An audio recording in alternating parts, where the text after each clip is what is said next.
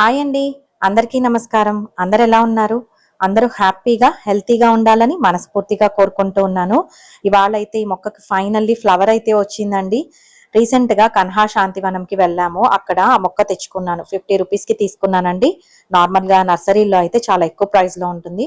చిన్న మొక్క తీసుకున్నాను. బట్ ఫ్లవర్ వస్తుందో లేదో తెలీదు కానీ ఇంటికొచ్చిన తర్వాత అది గ్రోత్ బావుంది. అలాగే ఫ్లవర్ కూడా వచ్చింది. నాకు చాలా అంటే చాలా హ్యాపీగా ఉందండి. ఆ తర్వాత ఇవాళ నేను రసం పౌడర్ ఫస్ట్ ప్రిపేర్ చేస్తూ ఉన్నాను. రసం పౌడర్ ఎలా చేయాలి, సాంబార్ పౌడర్, అలాగే బిస్బిల్లాబాత్ పౌడర్ ఇవన్నీ కూడా అరగంటలో మనం ప్రిపేర్ చేసుకోవచ్చు. 2 నెలల నుంచి 3 నెలల వరకు నిల్వ ఉంటాయండి ఈజీగా. ఫస్ట్ అయితే రసం పౌడర్ ప్రిపేర్ చేస్తూ ఉన్నాను. దానికోసం కందిపప్పు 1 గ్లాస్ తీసుకున్నానండి. అలాగే 3/4 గ్లాస్ జీలకర్ర తీసుకున్నాను. ఇది కూడా వేయించుకుంటూ ఉన్నాను. అన్నీ ఒకటేసారి కలిపి వేయించుకోకూడదు. దేనికి దానికి సపరేట్‌గా వేయించుకోవాలండి. అప్పుడైతేనే అవన్నీ కూడా ఈవెన్‌గా వేగుతాయి. కొన్ని తొందరగా మాడుతాయి, కొన్ని తొందరగా వేగవన్నమాట. అందుకోసం మనం సపరేట్‌గా వేయించుకోవాల్సి ఉంటుంది. ధనియాలు 1 ఫుల్ గ్లాస్ తీసుకున్నానండి.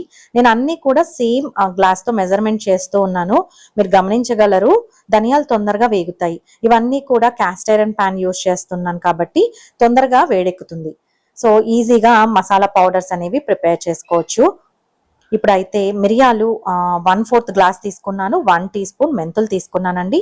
ఇవి కూడా వేయించుతూ ఉన్నాను. ఇవన్నీ కూడా సిమ్‌లోనే చేస్తూ ఉన్నాను. స్టార్టింగ్‌లో పాన్ వేడెక్కడానికి కొంచెం టైం పడుతుంది. ఆ తర్వాత సిమ్‌లో పెట్టేసుకోవాలండి. తొందరగా మాడిపోతాయి కాస్ట్ ఐరన్ పాన్‌లో.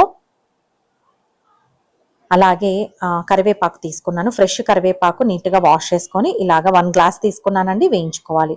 మీరు కొంచెం కరివేపాకు ఎక్కువ కూడా యాడ్ చేసుకోవచ్చు. ప్రాబ్లమ్ అయితే లేదు. బట్ కరివేపాకు మ్యాండేటరీ అండి. మనకి రసం పౌడరు కరివేపాకు వేస్తే చాలా బావుంటుంది. ఒకసారి తప్పకుండా ట్రై చేయండి. అలాగే జుట్టు పెరగడానికి కూడా, నల్లబడ్డానికి ఇవన్నిటికి మన కరివేపాకు చాలా హెల్ప్ అవుతుంది కదా! మస్ట్‌గా యాడ్ చేసుకోండి.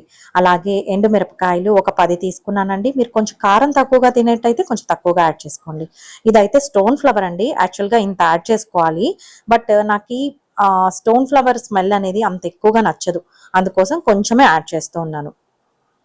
ఇలాగా అన్ని వేయించుకోవాలి. నేను Indus valley cast iron pan అయితే యూజ్ చేస్తూ ఉన్నానండి.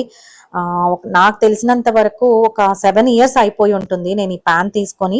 ఎన్ని సార్లు అంటే అన్ని సార్లు యూజ్ చేస్తూ ఉన్నాను. యాక్చువల్‌గా ఈ సైజ్ అనేది మనకు కంఫర్టబుల్ అండి. షేప్ కూడా కంఫర్టబుల్లే. బోలెడన్ని రెసిపీస్‌కి కన్వీనియంట్‌గా ఉంటుంది ఇది. చింతపండు అయితే నేను 1 గ్లాస్ తీసుకున్నానండి. యాక్చువల్‌గా మనం రసం తయారు చేసేటప్పుడు చింతపండు నానేసి ఆ గుజ్జు మనం రసంలో పిండుతూ ఉంటాం కదా! అలా కాకుండా నేను చింతపండుని కాస్త వేయించుకొని రసం పౌడర్‌లోనే మిక్సీలో గ్రైండ్ చేస్తాను. అది కూడా పొడిలాగా తయారవుతుంది. ఇంకా రసం చేసేటప్పుడు చింతపండు ఏమి యాడ్ చేయను. కొంచెం పులుపు తక్కువయిందనుకుంటే నిమ్మరసం యాడ్ చేస్తానండి. ఆ తర్వాత సాంబార్ పౌడర్ ఎలా ప్రిపేర్ చేయాలి అని చూపిస్తూ ఉన్నాను. 1 గ్లాస్ కందిపప్పు తీసుకున్నాను. ఇందులో ఎర్ర కందిపప్పు కూడా ఉందండి. యాక్చువల్‌గా నేను 2 కలిపి నార్మల్‌గా పప్పు, సాంబార్ కూడా అలా ప్రిపేర్ చేస్తూ ఉంటాను. అందుకోసం అలా తీసుకున్నాను. మీరు నార్మల్‌గా ప్లెయిన్ కందిపప్పు కూడా తీసుకోవచ్చు. 1 గ్లాస్ తీసుకున్నాను, వేయించానండి. ఈ కాస్ట్ ఐరన్ పాన్ తొందరగా వేడెక్కుతుంది కదా! ఆ వేడి అలాగే ఉంటుంది. అందువల్ల మనం కన్వీనియంట్‌గా ఉంటుంది. ఇలాగ ఏవైనా మసాలా పొడులు తయారు చేసుకోవాలంటే ఫాస్ట్‌గా ప్రిపేర్ చేసేసుకోవచ్చనమాట. ఇదొచ్చేసి శనగపప్పు అండి. 1/2 గ్లాస్ తీసుకున్నాను, వేయించుకున్నాను. సాంబార్ పొడి కూడా చాలా ఈజీ. ఇంగ్రీడియెంట్స్ అన్ని నార్మల్‌గా మన ఇంట్లో ఉంటాయండి. మినపప్పు తీసుకున్నాను. ఇది 1/2 గ్లాస్ తీసుకున్నాను. పొట్టు మినపప్పు తీసుకున్నాను. మీరు నార్మల్ మినపప్పు కూడా తీసుకోవచ్చు. నా దగ్గర ఇది ఉంది కాబట్టి తీసుకున్నాను. ఇవి కూడా వేయించుకున్నానండి. ఆ తర్వాత ధనియాలు మాత్రం సాంబార్‌కి కొంచెం ఎక్కువగానే పడతాయి. 2 గ్లాసెస్ ధనియాలు తీసుకున్నాను, వేయించుకుంటూ ఉన్నాను. ధనియాలు వేయించేటప్పుడు సిమ్‌లోనే ఉంచండి. నార్మల్‌గా అన్నీ కూడా నేను సిమ్‌లోనే వేయించుకున్నానండి. మనకి జస్ట్ ఒక 30-45 మినిట్స్ పడుతుంది ఇవన్నీ ప్రిపేర్ చేసుకోవడానికి. అలాగే 3/4 గ్లాస్ జీలకర్ర తీసుకున్నాను. ఇది కూడా వేయించుకుంటూ ఉన్నాను. నేను ఈ మెజర్‌మెంట్స్ అన్నీ కూడా స్క్రీన్ మీద ఇస్తానండి. ఎవరైనా లాంగ్వేజ్ ప్రాబ్లమ్ ఉంది అంటే వాళ్ళకి కూడా అర్థమయ్యేలాగా ఉంటుందనేసి గమనించగలరు. ఆ తర్వాత మిరియాలైతే చాలా కొన్ని తీసుకున్నాను నేను. 1 టీ స్పూన్ లాగా తీసుకున్నాను. అలాగే మెంతులు అయితే 2 టీ స్పూన్స్ లాగా తీసుకున్నానండి. మిరియాలు కొంచెం ఘాటు ఉంటుంది కదా! రసంకైతే బావుంటుంది. సాంబార్‌కి అంత బావుండదు కాబట్టి కొంచెం తక్కువగా తీసుకున్నాను. మీ టేస్ట్‌కి తగ్గట్టు కొన్ని కొన్ని యాడ్ చేసుకోవచ్చండి. అలాగే ఎండు మిరపకాయలైతే ఒక 20, 25 తీసుకున్నాను. అలాగే కరివేపాకు కూడా తీసుకుంటూ ఉన్నాను. కరివేపాకు ఒక 1/2 గ్లాస్ కానీ, 1 గ్లాస్ కానీ తీసుకోవచ్చు. ప్రాబ్లమ్ అయితే లేదు. చాలా బావుంటుంది కరివేపాకు యాడ్ చేస్తే. ఇలాగా క్రిస్ప్ అయిపోవాలండి. కరివేపాకు పచ్చిగా ఉండకూడదు. అప్పుడైతేనే మనకి పొడి అనేది నిల్వ ఉంటుంది చాలా రోజులు. సాంబార్ రసం ఫ్రీక్వెంట్ గా చేస్తూ ఉంటాం కాబట్టి మనం ఎంత ప్రిపేర్ చేసినా ఫాస్ట్ గా అయిపోతుంది. బిస్మిల్లాబాద్ పౌడర్ అయితే మనకి మనం చేసే దాన్ని బట్టి అది అయిపోవడం ఉంటుంది కదా. సో చాలా రోజులు నిల్వ ఉంటుంది నేను ఇలా ప్రిపేర్ చేసుకుంటే. క్యాస్టర్ పాన్ లో మనం వేయించుకోవడం వల్ల మనకి ఆ డ్రైగా అయిపోతాయండి. దాంట్లో ఉన్న ఏదైనా తేమ ఉన్నా కూడా అది పీల్చేస్తుంది అనమాట. సో దాని వల్ల మనకి ఎక్కువ రోజులు నిల్వ ఉంటుంది. టేస్ట్ కూడా చాలా బాగుంటుంది. ఫస్ట్ అయితే రసం పొడి కోసం తయారు చేసుకున్న ఇవన్నీ వేయించుకున్న మసాలా దినుసులన్నీ కూడా వేసి గ్రైండ్ చేస్తూ ఉన్నానండి. రసం పొడి ప్రిపేర్ అయిపోయింది. చూస్తూ ఉన్నారు కదా, మంచి కలర్ గోల్డెన్ కలర్ లో వచ్చింది. అసలు ఇల్లంతా కూడా గుమగుమలాడిపోతూ ఉంది. అసలు మా అపార్ట్మెంట్ కింద వరకు వచ్చిందంట ఈ స్మెల్. మా వారు చెప్తూ ఉన్నారు ఎంత బాగుందో అసలు. చాలా ఇల్లంతా కూడా మంచి సువాసనతో బాగుంది అనిపించింది నాకు. రసం తిన్న ఫీలింగ్ వచ్చిందండి నిజంగా, అంత బాగుంది స్మెల్ అయితే. ఫస్ట్ అన్ని వేసి గ్రైండ్ చేసుకున్న తర్వాత ఫైనల్ గా చింతపండు యాడ్ చేయాలి. కొంచెం బాగా కలపాలి కూడా చింతపండు యాడ్ చేసిన తర్వాత. అప్పుడైతేనే మనకి ఇలా పౌడర్ లాగా తయారవుతుంది. చింతపండు వేయించేటప్పుడు కూడా మనం కొంచెం డ్రైగా వేయించుకోవాలండి. ఇలాగా ప్రిపేర్ అయిన తర్వాత ఫైనల్ గా ఇంకా ఎయిర్ టైట్ జార్ లో వేసి పెడుతూ ఉన్నాను. ఇవన్నీ కూడా గాజు జార్లో తీసుకుంటే మనకి ఎక్కువ రోజులు ఫ్రెష్ గా నిల్వ ఉంటాయి. అందులో ఏముంది అనేది కూడా మనకి ఈజీగా తెలుస్తుంది. ఎంత క్వాంటిటీలో ఉంది, ఏమైనా పురుగు పట్టిందా అనేది అర్థమవుతుంది కదా, అందుకోసం చెప్తూ ఉన్నాను అంతే, అంతకు మించి ఇంకేం లేదు. ఇలాగా జార్స్ లో స్టోర్ చేసుకుంటూ ఉన్నానండి. ఈ జార్స్ నేనైతే కొన్ని అగ్రోమెక్ లో తీసుకున్నాను, డిమార్ట్ లో అలా తీసుకున్నాను. బట్ లింక్ అయితే నేను ప్రొవైడ్ చేస్తాను, చెక్ చేయండి. ఆ తర్వాత సాంబార్కి అన్ని వేయించి పెట్టుకున్నాం కదా, అవి కూడా ఇలా మిక్సీ జార్లో 1 by 1 ఇంకా రసం పొడి అయిన తర్వాత సాంబార్ కూడా ఇలాగ సేమ్ మిక్సీ జార్లోనే పెట్టి గ్రైండ్ చేస్తూ ఉన్నాను. ఫైన్ పౌడర్ అవుతుందండి, ప్రాబ్లం అయితే ఏమి ఉండదు.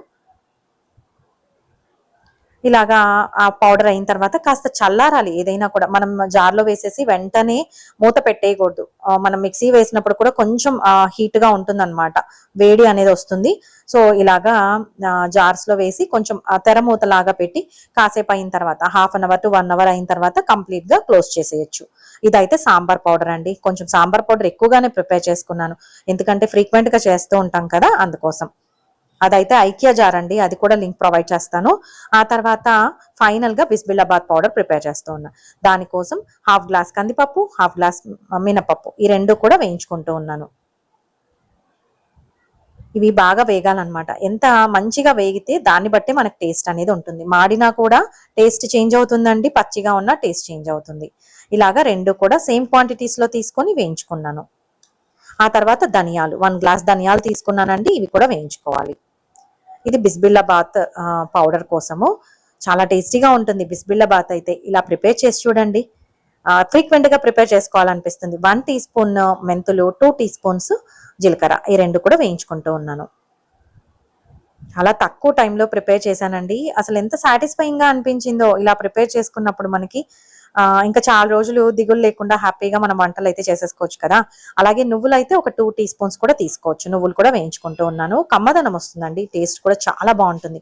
ఆ తర్వాత ఎండు కొబ్బరి ఒక 2 టీ స్పూన్స్ తీసుకోండి.